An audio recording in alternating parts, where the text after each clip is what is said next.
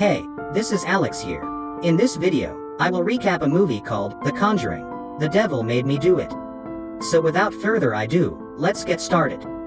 It all began on July 18th, 1981, in the town of Brookfield, Connecticut. Ed and Lorraine Warren, along with their cameraman Drew, were called to witness the exorcism of an 8-year-old boy, David Glatzel. At the Glatzel residence, everyone, including David's parents Carl and Judy, his sister Debbie, and her boyfriend Arnie, the two demonologists, Drew and Father Gordon, prepare for the exorcism. The house already looks wrecked, the most likely consequence of the existence of the demonic entity. Broken chandeliers, clawed-out wallpaper, and pieces of glass litter the whole expanse of rooms. Ed, taking pity at the exhausted little boy, asks him to take a nap. Arnie offers to carry David to his room upstairs, and both of them share a warm moment together. Arnie reassures the boy that he won't let anything happen to him. David, however, had no idea the lengths Arnie would go to protect him. Some time has passed when David jolts awake from his sleep after he hears pounding noises on his door. Terrified, he runs towards the bathroom and hides behind the shower curtains as the doorknob starts crackling, as if someone was trying to force themselves in. Suddenly, there is silence.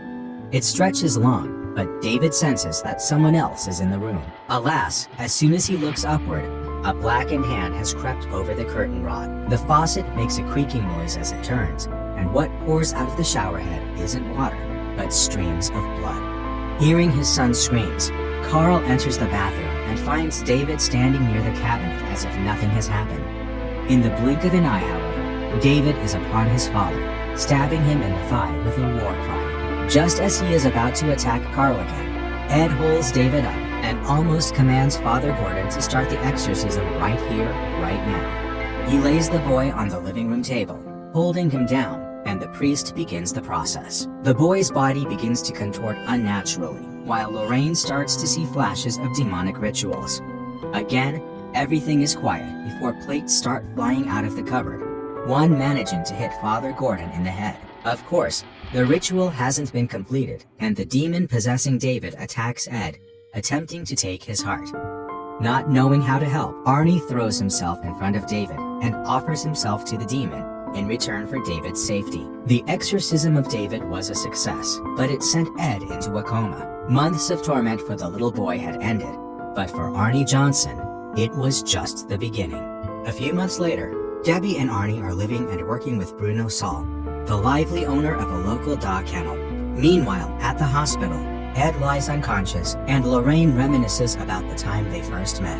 When he gasps awake, he commands his wife to warn the Glatzels, where the demon has got Arnie. Lorraine calls the police, warning them about an impending tragedy. At the kennel, Debbie and Bruno are having a good time dancing, but Arnie's condition is worsening. His hallucinations have gotten wilder. Sweat is pouring down his face, and he is gasping for air like he is underwater. In a moment of numbness, he sees the landlord as a demonic creature who is coming to kill him. Panicked, he takes out his knife and mercilessly stabs Bruno 22 times, killing him on the spot. Later, Arnie is caught by the police while he is stumbling across the sidewalk, covered in the victim's blood. In the interrogation room, Lorraine and Ed deduce that Arnie is not possessed by any entity at present because he is able to read the Bible without stumbling over his words. Debbie, however, comes to the defense of her boyfriend, stating that she was there, and whoever killed Bruno wasn't Arnie. The two demonologists try to convince Arnie's lawyer about the possession by showing her all their past discoveries, specifically Annabelle. But the question is, how are they going to prove Arnie's innocence in the court? The scene changes, and we enter the courtroom. Arnie's lawyer pleads not guilty by reason of demonic possession. Soon after, Ed and Lorraine begin collecting evidence for the case, going back to the onset of David's possession, where it all began. 5 months before the exorcism, the Glatzels had recently moved into their new home. Wandering about, David had found a waterbed in a childlike glee, not realizing that that would be the place where the demon would take over. A hand had ripped open the bed's fabric, water spurted out, and David was left drenched, shivering and frightened. Back in the present, Ed finds rotting wood where the bed was supposed to be, and that damage was certainly not caused by the water. Lorraine then decides to go into the basement, right under the rotting floor. There, she finds a legion of rats, and amidst them stood a witch's totem, used by Satanists in their rituals. The Warrens believe that David was cursed, and during the exorcism, that curse passed on to Arnie. Convinced that this was all the work of a cult, the Warrens enlist the help of Drew. Pictures of the totem are to be sent to all the local police stations for any information. Also, at Father Gordon's suggestion, the Warrens decide to visit a former priest named Kastner, who was popular for studying a cult called the Disciples of the Ram. Kastner leads them to his basement, educating them about the intricacies of how curses and totems work. He then goes on to warn the two that Arnie is headed to the death chamber, and it will take all of their abilities to save him. We catch a glimpse of an unknown woman, the same one that was haunting Arnie, beginning another satanic ritual, only to cut back to Arnie doing his duties in jail. That night, Arnie discovers that the demon is back to taunt him, as he starts seeing and hearing strange things, such as the patient at the psych ward humming the same song that played when Bruno was killed. At the Warrens, Ed gets a call from Drew, who has found a lead from a homicide detective who saw a similar totem at Danvers, Massachusetts. When they meet, the detective Clay tells them about two girls, Katie and Jessica, who disappeared about 4 months ago. In a close-by forest, Katie's body was found littered with 22 stab wounds, just like Bruno, but Jessica is still missing. The same totem was found at the bloody crime scene. Both parties then decide to help each other, after the detective makes sure that Lorraine is not lying about her gift, seeing things that normal people cannot. Meanwhile, David and Debbie are with Arnie for a scheduled meetup. Arnie hesitates to tell them about what's been happening to him, but David knows. He had gone through the same coldness, traversed through the same unknown. Debbie questions about what the demon is telling Arnie to do, and we cut back to the forest, Katie's murder location. Lorraine gets a hunch that something terrible has happened here, and right in that moment, she is transcended into a vision. She sees Katie and Jessica having a laugh at their adventure in the woods, when suddenly, Jessica's eyes whiten and she stabs Katie to death. She was possessed. Just as she comes to her senses, Jessica is hysterical and she runs into the darkness. Lorraine follows.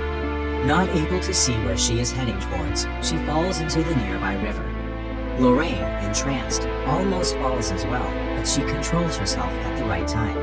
Yet, she is pulled over the edge by a devilish arm. Unfortunately, she is saved by her husband.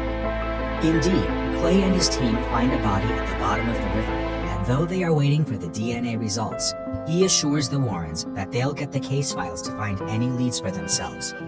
Afterwards, a crying Debbie phones Ed, informing him that Arnie's demon has returned and is now telling her boyfriend to kill himself. As Ed is asking her to tell the jail staff to keep Arnie on a 24/7 suicide watch, the call suddenly ends following an eerie, screeching sound.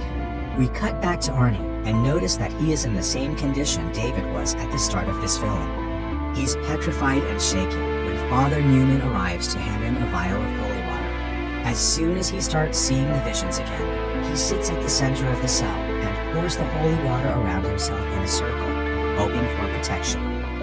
Another change. The Warrens have broken into the funeral home to look for Jessica's corpse to see if the connection to Lorraine might still be open. When they find the body, Lorraine holds her hand, entering the connection. She finds herself in a dark basement and sees some stairs, an altar, black candles, and a woman. The same one who Arnie used to see. The witch. She's trying to get him again. She's desperate to complete the curse. She has Arnie. She makes Arnie break the bottle of holy water, and just as she's about to have him slash his own wrists, Lorraine interferes to her own shock, ending the witch's connection to Arnie. However, what Lorraine hasn't realized is that the connection works both ways. Back at the funeral home, Ed is begging her to let go of Jessica's hand when the lights go off out of the blue. Ed steps away to check what's going on and is horrified to find a giant dead woman standing up, with the same bleary eyes glaring at Lorraine. Just as she is about to attack his wife, Ed rushes and pulls Lorraine's hand away, breaking the connection. The witch now knows who they are though. Returning home, the Warrens meet Drew and Debbie, who tell them that Arnie is now kept sedated at the prison. Drew shows them a Renaissance book that was used to practice witchcraft. They gather that a curse can be broken when its altar is destroyed. They even connect the two cases. The cultist had their victims possessed to have them commit murder after murder before killing themselves. This conversation is halted when Ed collapses onto the ground, unconscious. He wakes up in a bed, only to find the house empty and Lorraine's cross lying on the floor outside the main door. He encounters the witch, who taunts him about not giving up before disappearing. The same dead corpse shows up, trying to attack him this time.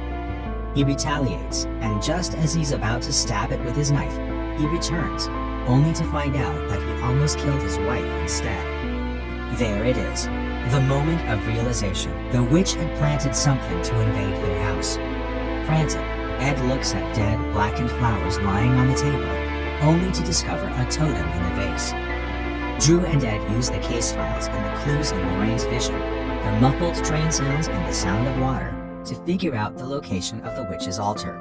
They discover that Jessica got her totem at her school, Fairfield University, and are quick to realize that the witch is located close to that area. Distressed, Ed takes his car keys and leaves, sensing that danger is near. Lorraine goes to seek Father Krastner's aid when she is faced with a shocking truth. The witch is actually the priest's daughter, Isla, and he knew about it all along. And if this wasn't hurtful enough, he tells her that the curse needs 3 victims. One of them is Ed himself, for the witch placed a totem in his office. The creaking of wood tells Lorraine that she, Isla, is here. Krastner hands her a flashlight and opens the door to the altar, signaling Lorraine to destroy it. He realizes that he has failed to bring up his daughter, for his obsession with witchcraft was passed on to her. To claim some redemption, he prays to God to forgive him, just as Isla steps up behind him, slitting his throat. We get a peek at Arnie as he wakes up, warning Debbie and Father Newman that she is close, that Isla is about to complete her curse. Cutting back, Lorraine finds the altar but is unable to wreck it. Meanwhile, Ed arrives at Krastner's house and hears Lorraine scream from under the ground. He is determined to break open the entrance as Isla holds his wife at knife point, but she escapes her grasp. Ed enters the tunnel soon after, but Isla gets to him first. He goes into a fit of rage as the witch uses a power to possess him. Isla is preparing for the final finish. At the prison, police arrive in a flurry when Arnie loses control over his own body, contorting in unnatural ways. Lights go off, the windows shatter, and the storm begins. We cut back and forth between Arnie and Ed as both are losing control over themselves while their partners are dead set on saving them. Debbie holds Arnie's arm as he brings the shard of glass to his neck, while Lorraine begs Ed to remember who he was and the times they spent together. Their love is their strength, not a weakness as Isla seems to be. The spell breaks. Ed remembers the moment he first saw Lorraine 30 years ago and swings the hammer in his hands, not on Lorraine, on the altar. It is done. Arnie regains his mind and collapses onto the floor, sobbing in relief, cradled in his partner's arms. It is over. Isla, still in denial, points a piece of glass at Ed, but is reminded that her curse was broken. This time, it is her body that twists, and it is her that slashes her own throat, ironically dying the same way she killed her father. At last, police sirens blare in the distance as the Warrens crawl out of the dreaded tunnel. Another item is added to the Warren Museum, the witch's altar chalice. Next, Arnie, instead of being given the death penalty that he was predicted to get at the start of the film, is charged with manslaughter. He spent 5 years in prison, marrying Debbie while he was there. The film ends with Ed and Lorraine, a little older, as Ed surprises his wife by bringing her to a gazebo, just like the one they had on their first date under. They spend the last seconds in each other's arms, just like it was 30 years ago.